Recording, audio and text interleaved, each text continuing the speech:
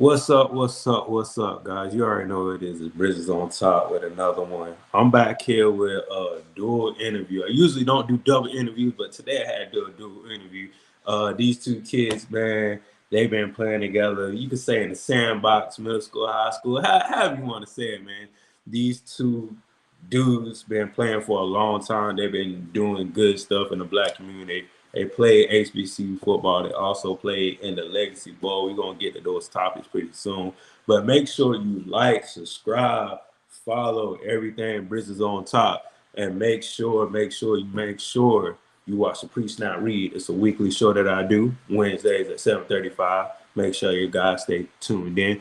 But I want to introduce two of my guests today. We're gonna talk about everything football, life, how they got into the game, what they're doing now, and what are their futures and planning for, this NFL, XFL, USFL, CFFL, man. This is a whole bunch of leagues these boys can get into. So we're gonna definitely talk about some topics today. First thing first, I want to introduce my boy. He played linebacker at the Legacy Bowl. He played with Virginia Union. I want to introduce my boy Remy. What's up, boss? How you doing? How you doing? How you doing? How you doing, Blessed. man? I'm blessed. Yeah, tell the people what you got going on, and what you feeling like, man. Man, I'm feeling good, man. We just finished up our final college season. We was blessed with the opportunity to go to the HBCU Legacy Bowl in New Orleans in February, and that's where we at right now. Okay. And I want to introduce my other guests, man. These two boys right here, they play high school together, so it's only right for them to be on together and just share their experiences. They actually share their experience at the Legacy Bowl, so I want them to share experience on my platform as well. My boy Tripp. What's up? What's up? Tell the people how you doing, how you feeling, man. Man, I'm doing good. Just like Monte said, just finished up the Legacy Bowl. Just waiting on the call right now. Just working out, getting better every day.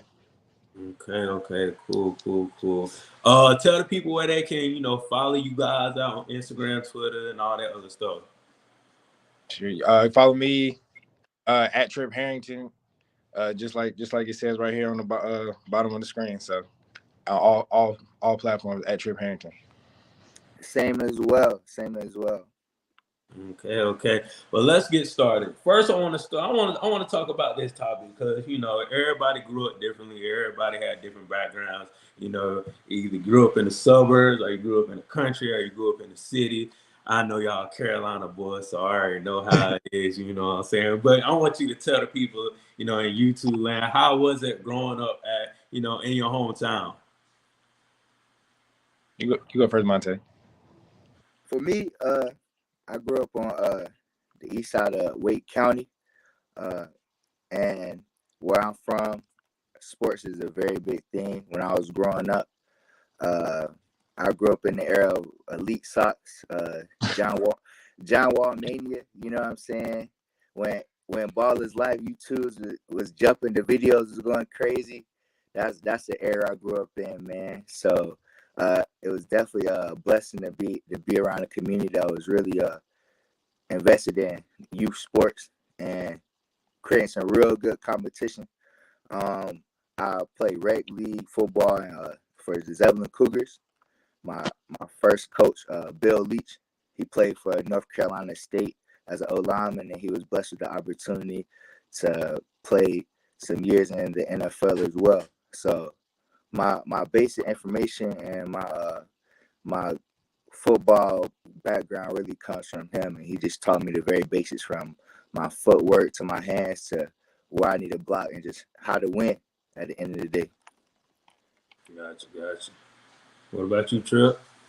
Man, I grew up on the south side of Raleigh, so me and Monte, we met like later, like high school. But growing up, just always outside playing basketball in the backyard, going down the street playing with my boys and stuff like that.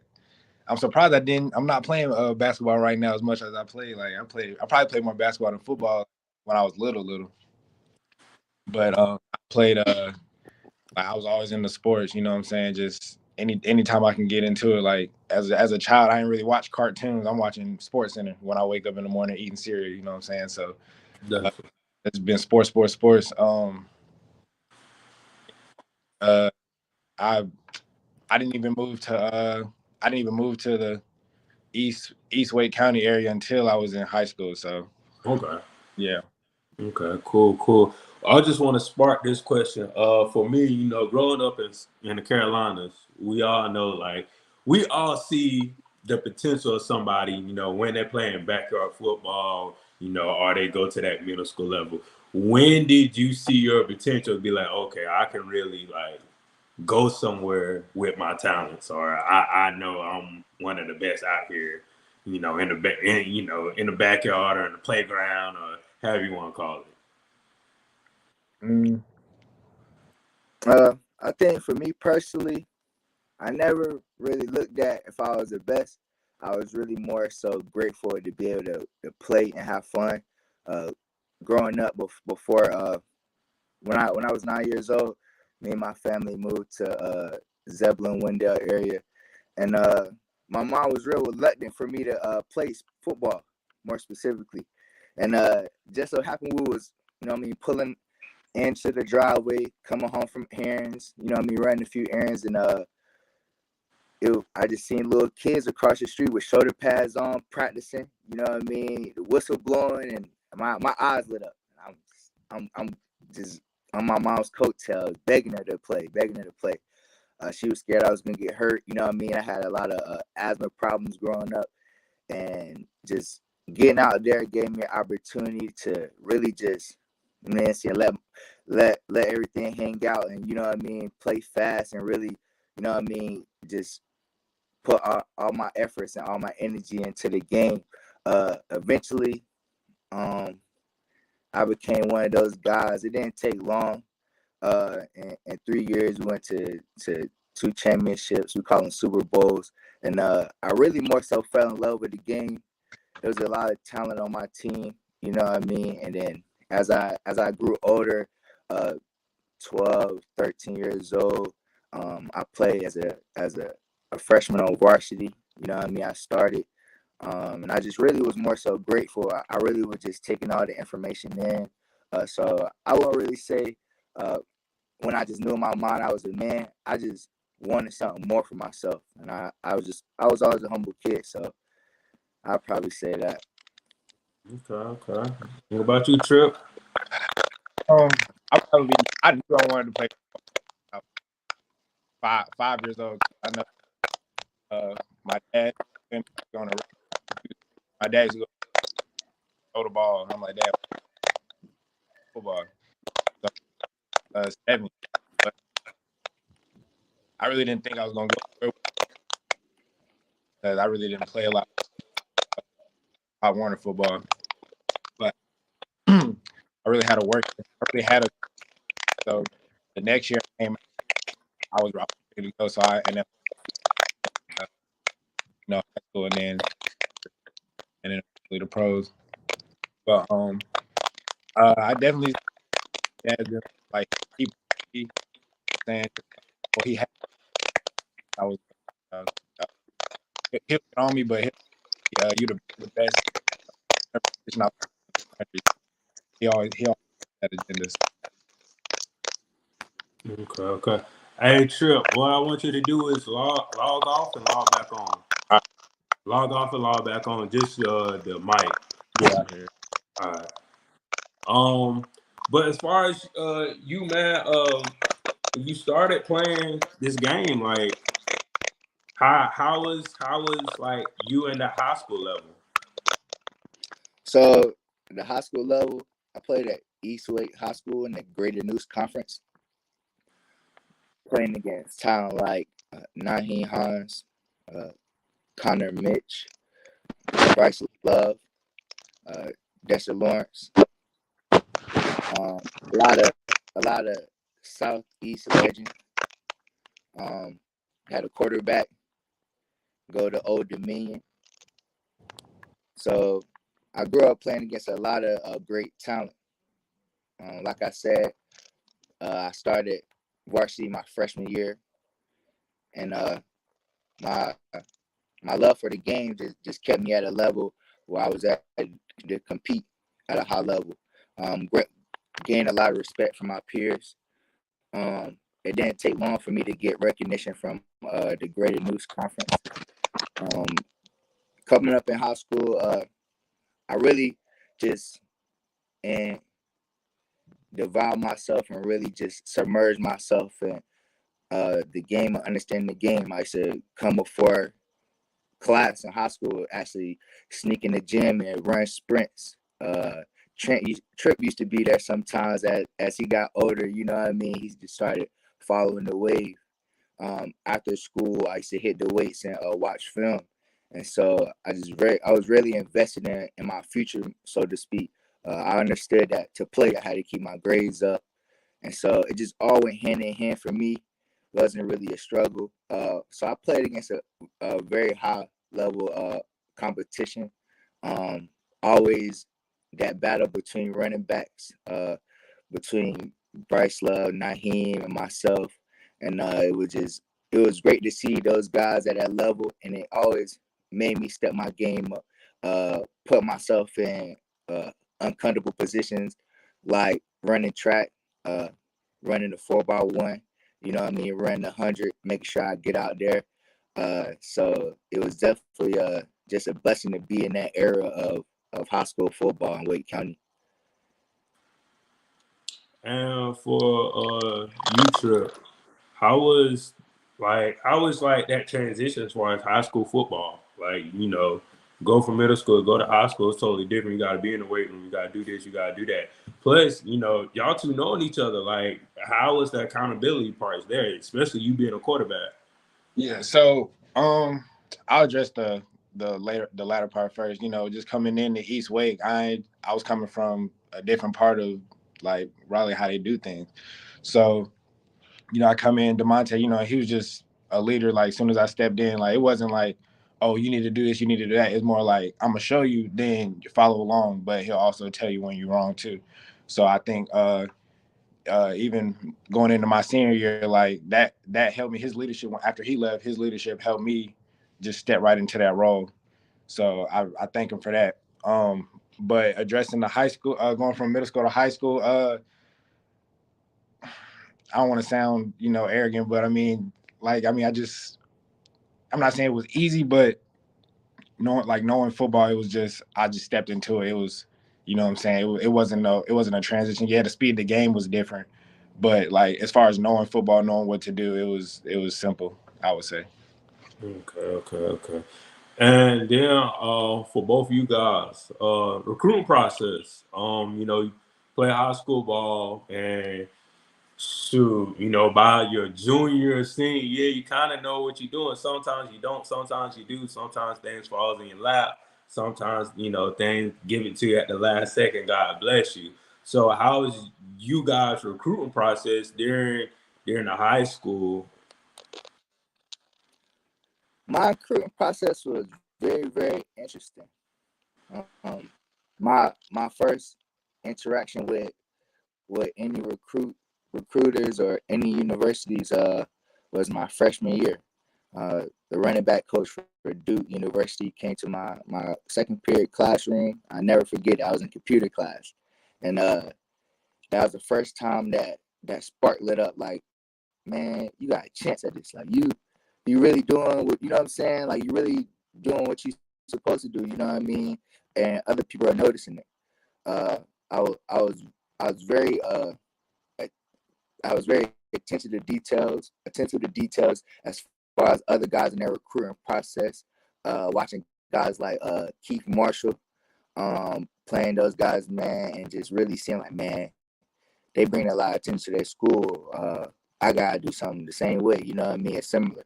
Uh, and as I started going to more football camps over the summers, I started getting more male ACC schools, SEC from Missouri to Alabama even. And so the recruiting process seemed very promising for me. I had a great GPA, and I felt like I was putting myself in a position to be able to get one of those high profile scholarships. And as we know in high school football, the domino effect, when one school offers you, the rest of them will offer you. And I feel like that was my crossroad where I was getting a lot of attention. I was getting a lot of mail, Kentucky, Missouri, UNC. But as far as that next level, as them pressing that button and letting the rest of the dominoes affect, even going into my senior year, that never really came to pass. To the point even where Division II schools really looked at my profile, looked at my history of football, or just my stats, and were like, well, we didn't even offer him because we knew he was going to play Division I football. So my senior year, I was kind of in between a rock and a hard place where I put myself in a good position to be noticed by the Carolinas and the Alabamas and the Missouris, but it was still one thing missing where they never really pulled the trigger, so the rest of the dominoes could fall. So eventually, I ended up committing to the University of Carolina at Pembroke. It was the only university that came to my home and did an in-home visit, and I'm a big family person, so that meant the most to me. So that's where I started off my college journey. Okay. Oh, what about you, Tripp? My recruiting process, it kind of I wouldn't say a blur, but I'm gonna try to remember as much as I can. But just like Damontay, my first offer was actually in computer class. That's crazy. So so we was, I would think I was doing some assignment, and then Coach Pornai came to the room, and they pulled me out of class real quick, and then I was talking to Charleston Southern was my first college offer. So after, I think that was the end of that was like in the spring of my junior year. So after that, like just like Damontay said, like it's just a domino effect. I started getting letters, mail, all that stuff. So Twitter DMs, Twitter was big back then. So I was just getting all that stuff. By the end of my recruiting process, the only two offers I had was Charleston Southern and Norfolk State, and it was just I ended up choosing Norfolk because they were recruiting me like real hard. I think if I would have waited, I probably could have got a few more offers, but they were pushing hard, so I had to commit. Well, not have to, but I committed to them, and then I'm here now. Okay. So my thing is this, like, the recruiting process, now you leave high school, now you're in college. What were like the two differences between high school and college? High school, you got your mom, your dad, your family, you got everybody around you, you got a little bit of help. Mama telling you, get your ass up out of bed and go to school, you know what I'm saying? College is a whole different ball game. You out there by yourself. You gotta get your own tail up. You gotta, go in the weight room and do all this other stuff. You gotta go on film session. You gotta study extra.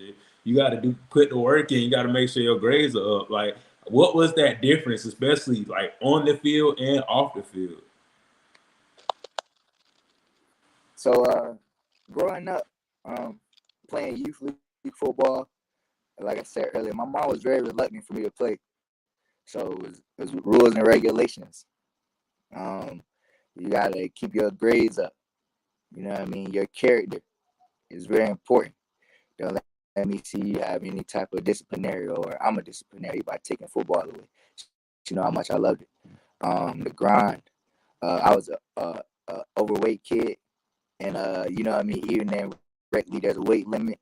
So my grind and discipline. I came to school. I had free lunch, but I used to bring my lunch to school, and just try to everything I could to make that weight limit just so I can play the game. Running with trash bags, running before the game, on the bike with a trash bag while I'm watching other kids just play in the backyard. You know what I mean? Got the nickname Demon just for my passion and just love for the game. And so that transition from amateur sports, you know what I mean, youth league sports and grade school sports into the collegiate level It kind of went hand in hand for me, just another stepping stone. 6 a.m. workouts, extra meetings. I spent time watching film on my own, so I got acclimated pretty well. The hardest part for me, you know what I mean, wasn't understanding that we had to build on our craft, because that's all it is. It's mandatory building on your craft. They invested in you, so you had to invest in yourself. So the hardest part for me personally was the distance from my mom. She was diagnosed with Chiari malformation in 2013, and that means her spinal cord is deteriorating.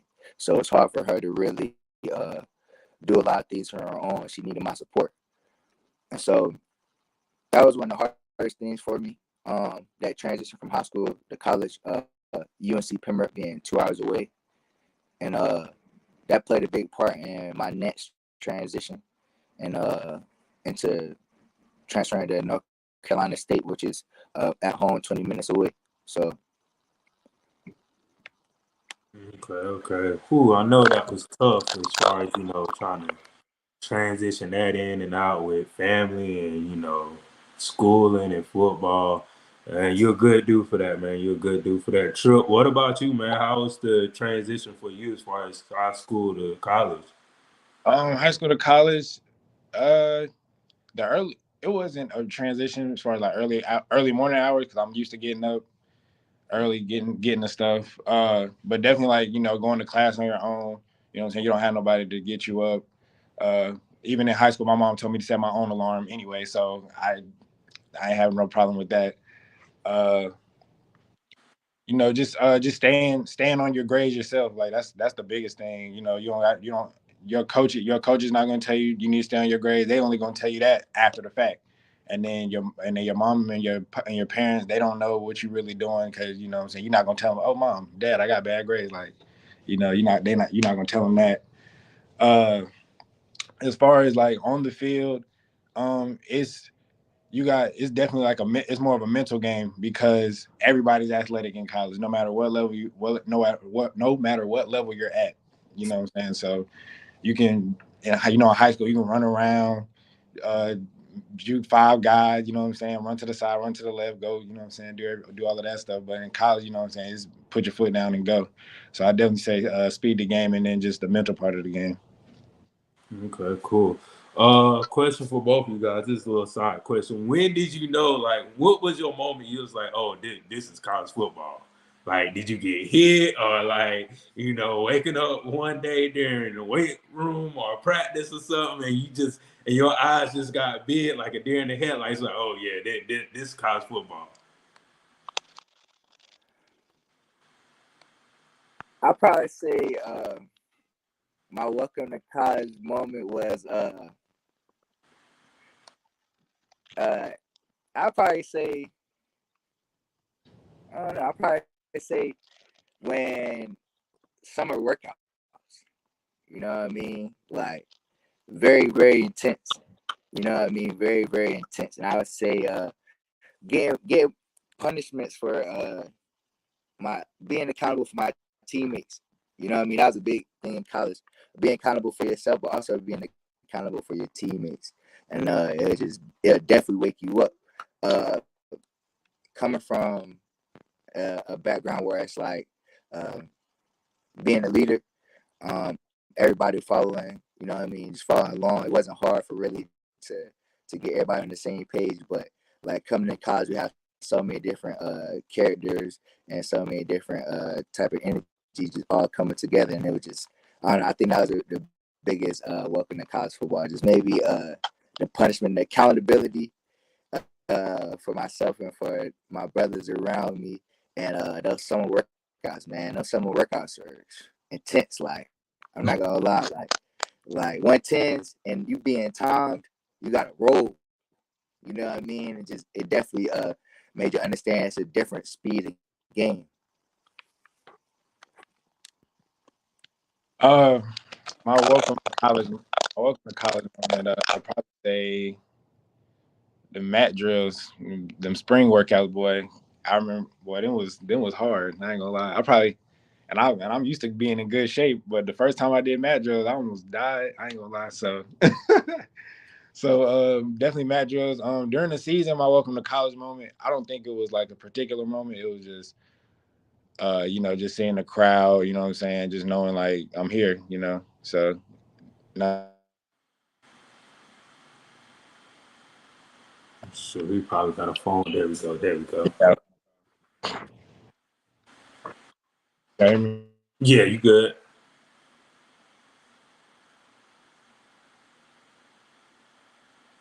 Shoot, give him like 2 more seconds, see if he pop back on. But as far as that, no, oh, there you go, there you go. Hold on, okay. Shoot, go ahead. You good? You good? Nah, I don't know what's wrong with my thing. My phone frozen. Yeah, It's okay. you good? But But nah, what was you saying? no, I was finished. Go ahead. Oh, okay, okay. Another question that I gotta present to y'all. At the end of the day, you guys chose HBCU. Like, there's a lot of things that comes with HBCUs. There's a lot of, glitz and glamour and pageantry and tradition and history, and we can go on and on and on and on. But for you guys, what made you choose the HBCU over the other colleges that you attend to or that you went to or that you even thought about, just going to? So you guys hear me? So 2020, I graduated from North Carolina State. Uh, I answered the transfer portal, and the transfer portal was so congested, and it was during COVID. It was no traditional recruiting process where you can do like school visits and they can come, talk to your hometown or whatever, It was very untraditional at the time. So I got in touch with Alvin Parker at Virginia Union University in Richmond, Virginia. Told me he'll give me an opportunity to earn my master's degree as well as play both sides of the ball, offense and defense. So that was very enticing for me. So I feel like my biggest experience with HBCU football, I always been around it. I love the music. I love the energy. I love the cheerleaders. I love the dancers. I love the commentators. I feel like the whole event itself was very culture driven. That's what I enjoyed the most. So when I came to Virginia, that was what I was expecting. The facilities were all of course, a little different, but I've always came up, in humble ways, and I always knew my goals. I wasn't there for a locker room. I wasn't there for a shiny weight room. I was there to play football at a high level. So the HBCU experience was definitely eye opening. I definitely enjoyed it. I think that the main gift of HBCU football, it it kind of gives you a different feel when you're in a community, and you told a older gentleman of African American descent. I run the Virginia Union. You know what I mean? They hold you to a different respect, and they understand that you made an investment in the Black history. You know what I mean? So I feel like that's probably the most fulfilling part of playing for HBCU. Yeah. Okay, okay. Uh, what about you, Tripp? Um, choosing an HBCU, just from even my first school, Norfolk State, it was just like a family environment. Like I think that's what all HBCUs are. It's your people around, and then even at Langston, it's a smaller HBCU, but still like it's a family, like it's a community thing. So I think that's why I choose HBCUs. That's why I would tell somebody to go to one. And then And then just on game day, it's not just a football game. It's a whole event. You got the band, you got the cheerleaders, dancers. You know what I'm saying? Even after the game, the tailgates. You know, so I think just the whole overall HBCU experience is just great. So I recommend. Or I tell anybody to go to one. Heck yeah, man. I'm gonna tell y'all, like for me personally, like it was just crazy. You know, when you grow up, you don't think about these things. You know what I'm saying? All these black people coming together in one location, eating food, or watching people play football, the band rocking. Like this is the shit right here. Like the more people need to know about this when you go to it, then when you tell your friends and family, like, hey. I don't know what y'all doing over there. I don't know about North Carolina, but y'all need to go down there, North Carolina A&T, man. That was that for me. I was like, I need to go down to Orangeburg, South Carolina State. That's what's popping at right now. So I don't know what y'all got going on, but yeah, that experience is something that you can't even take anywhere else. It's its own entity, and every school is different. They have their own things. They have their own chants. They had their own tailgate pre-things and the dances and the band. When you put that all together, man, it's just an enjoyable event, man. But besides that, you two guys went to the HBCU Legacy Bowl. Like, how was that process for you? Like, when you got the news, you got picked. First, I want to talk about like the news when y'all got picked for the HBCU Legacy Bowl, because that's a big achievement to get picked for something like that. And this was the second annual year of it. And I think this year was better than last year because it was more notarized. COVID really wasn't on the back burner as far as, what it was coming out of. And you had more eyes on you. You had NFL scouts there. How was it? I know it was a tremendous honor for you guys getting picked. And how did you feel about that?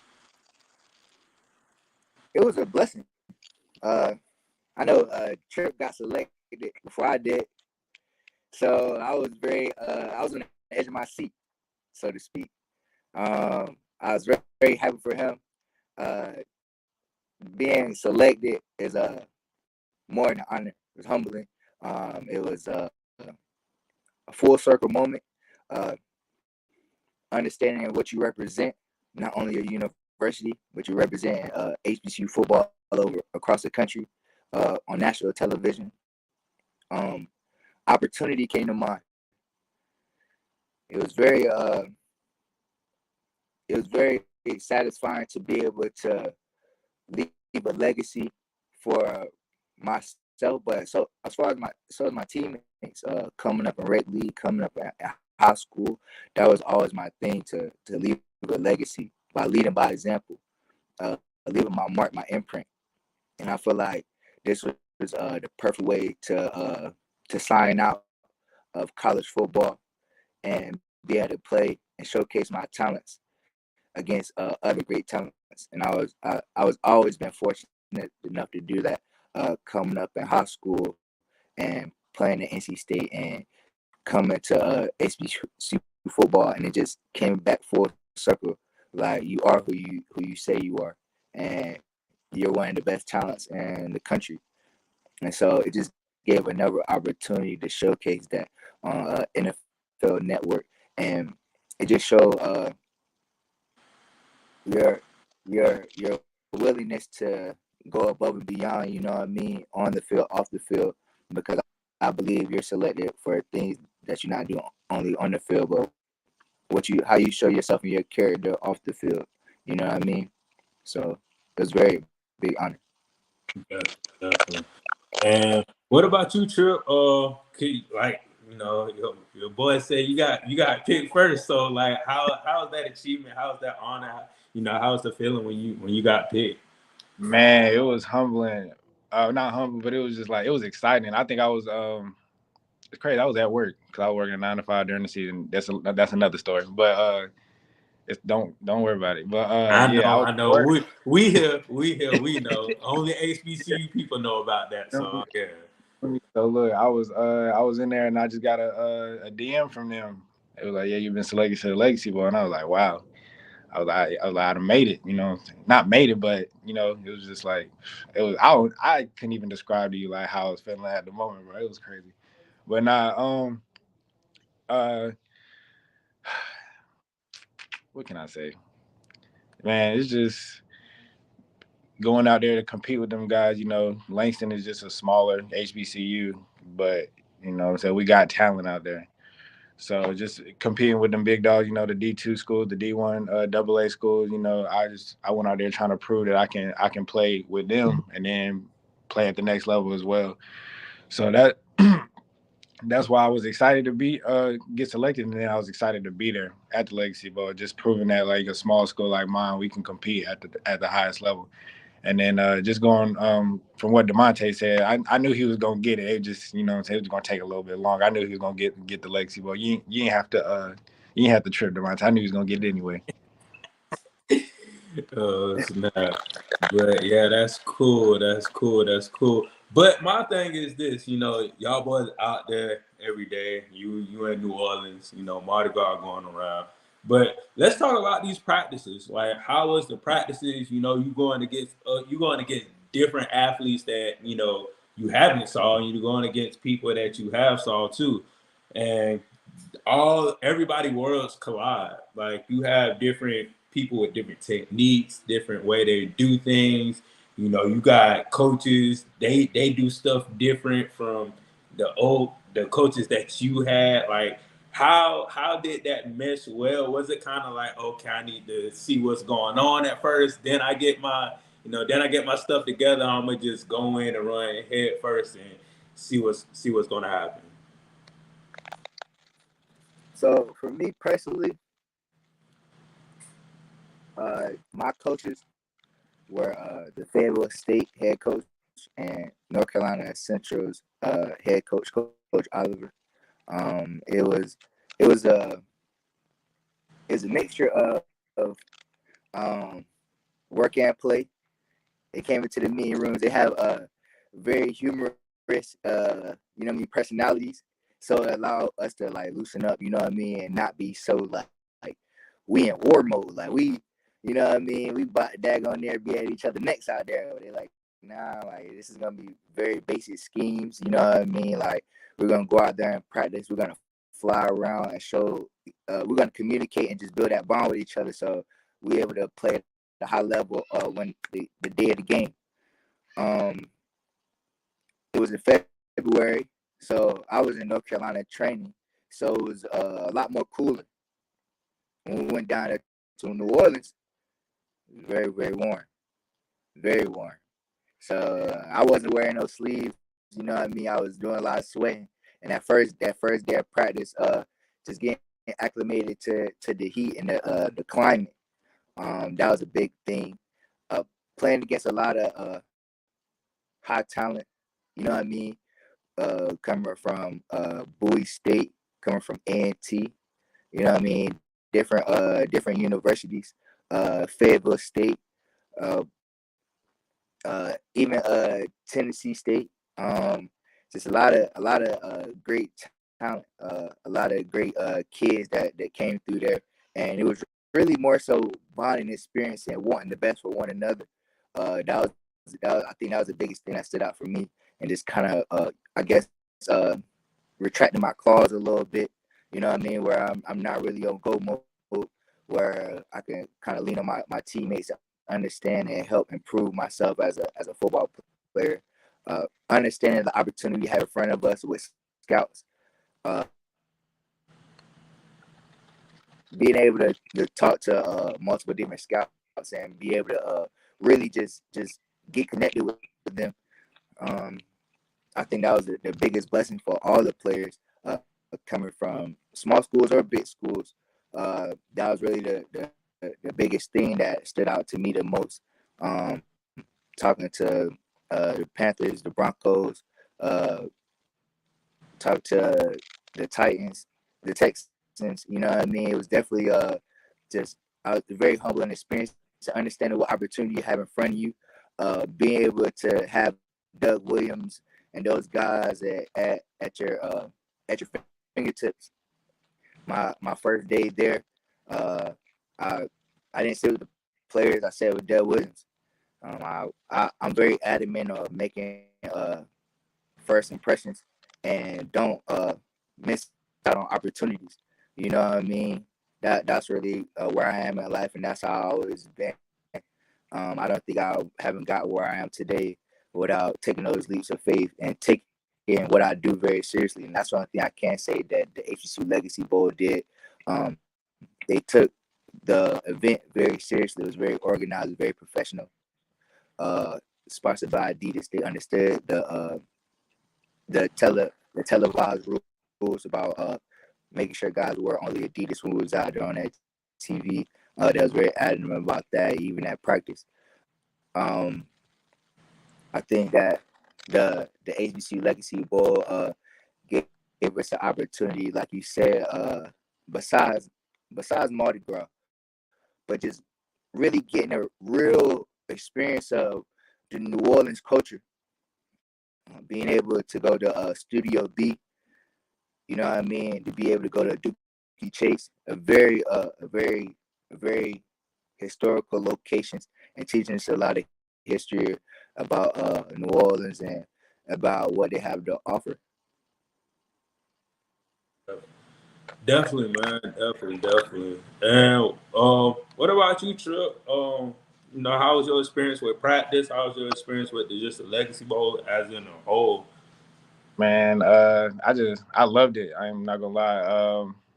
Practices, it was simple, but it's the Legacy Bowl, so you're gonna have to go scheme a different install every day. So you gotta adjust on the fly. But it was cool. Definitely throwing to all these different athletes. You know what I'm saying? You got elite athletes everywhere. So you can you really let the ball ride. Playing quarterback and stuff.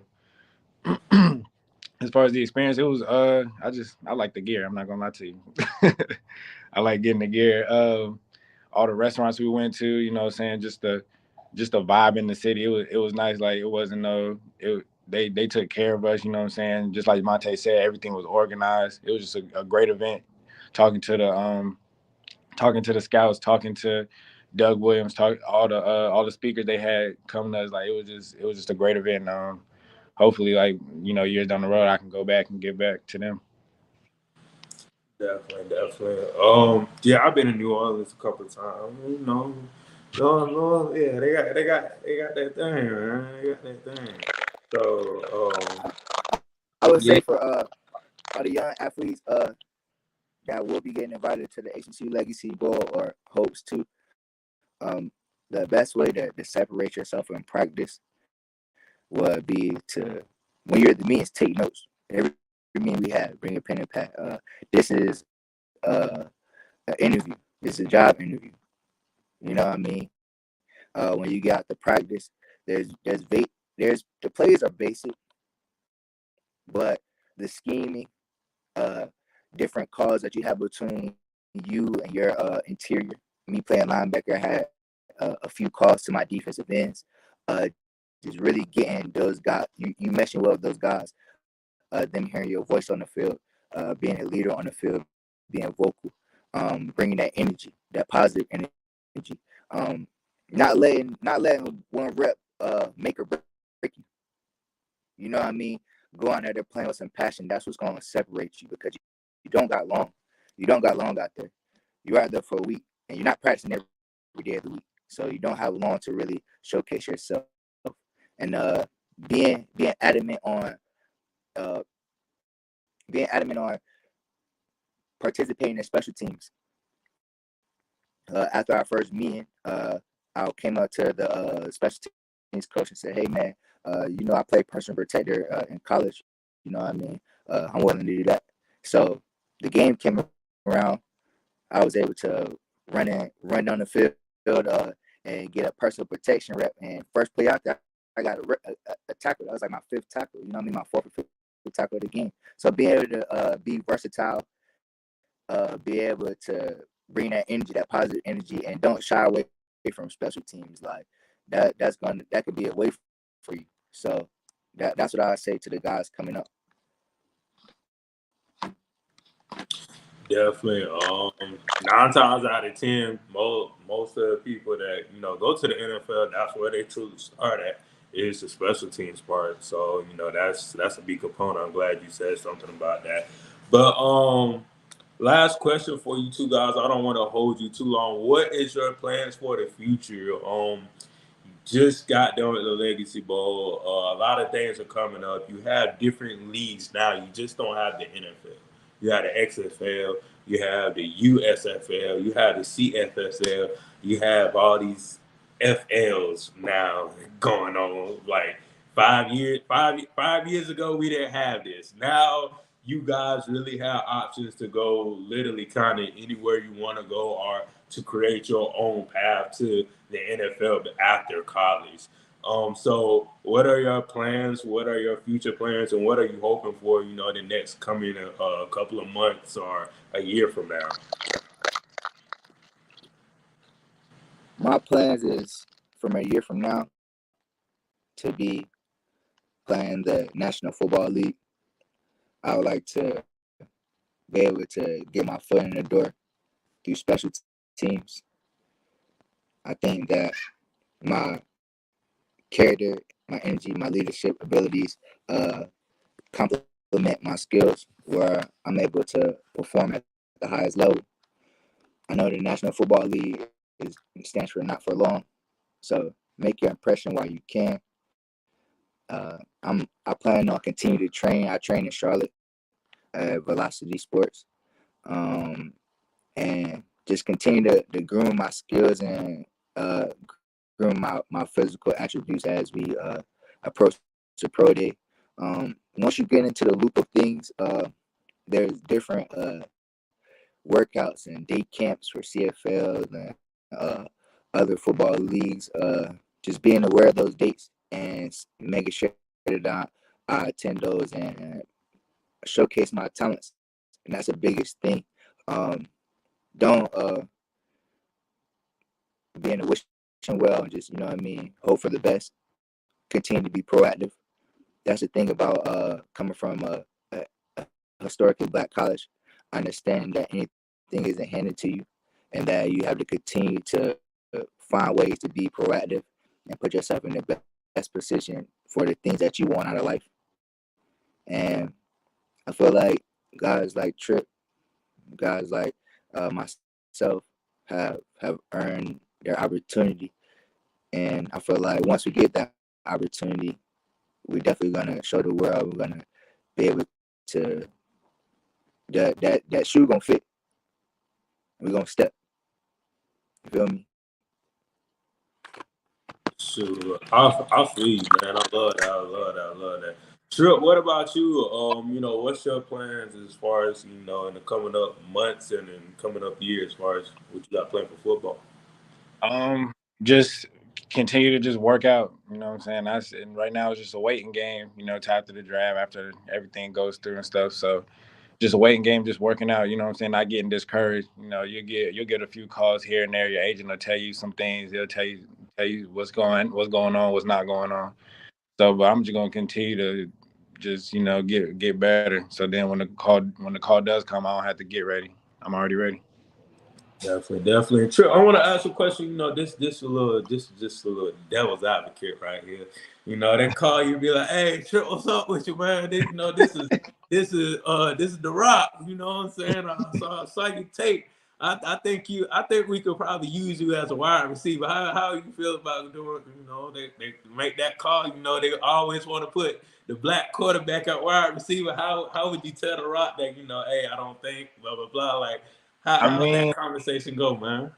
I would definitely tell him I play quarterback. So let's work me in the quarterback. But I'm not opposed to playing something else. I'm a football player as well. But I will tell him I do play quarterback. Let's try that out first, and then we can talk about receiver later.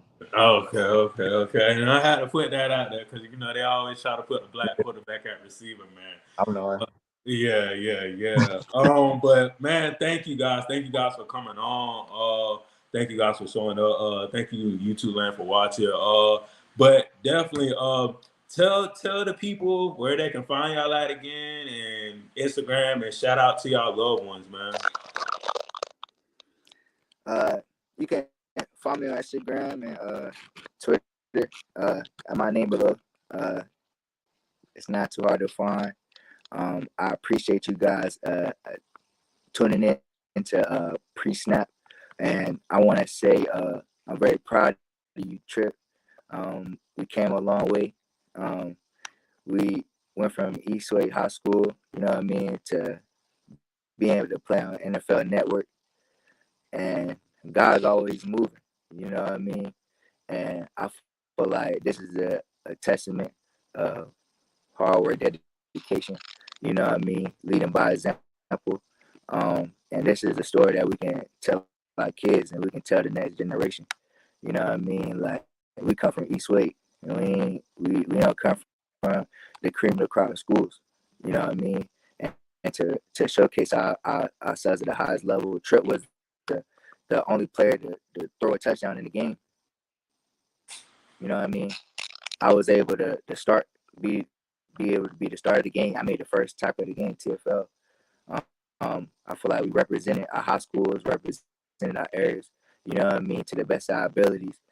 And we're grateful for the opportunity, but we understand that when we get those opportunities to make sure we represent our family and those that weren't able to get to this point in their career. And I'm just very grateful, and I want to make sure that Tripp knows that I'm proud of him. And we need to just keep going, take it one day at a time, one foot in front of the other, stay prayed up, and just continue to stack good days. Sure, definitely. What about you, Tripp? Yeah, follow me on Instagram at Tripp Harrington, Twitter at Tripp Harrington, just like on the screen. Yeah, man, I just shout out to like my whole family, all my friends, man. Like, you know, without them is I'm nothing. You know, nobody can do this on their own. And then like, you know, just Damontay just keep giving me praise, bro. I give him praise. That's the hardest working dude I know. Like, you know what I'm saying? Like even when we were in high school, I was like, yeah, man, he gonna make it to the league. He gonna do this. He gonna do that. Like, cause even in high school, he had the same work ethic. He probably got an even greater work ethic now. So I'm just blessed that we got to share the same field. You know what I'm saying? We might get to share the same field again in the future. So, man, yeah, it's just a blessing, bro. Just a blessing, man. Definitely. I'm glad to hear that, man. Glad you guys came on. Make sure you guys out there, make sure you subscribe, make sure you like, make sure you comment, make sure you follow these two young dudes that's trying to, pursue their path to the NFL. And, make sure you keep tuning into HBCU content, basketball, football, baseball, softball, anything you like. HBCU they have golf, tennis, anything. Just keep tuning in, keep tuning in. Thank you to these two young men that went out there in the Legacy Bowl, played their asses off, and thank everybody that tuned in. But peace out. I'll check you guys later. Appreciate you.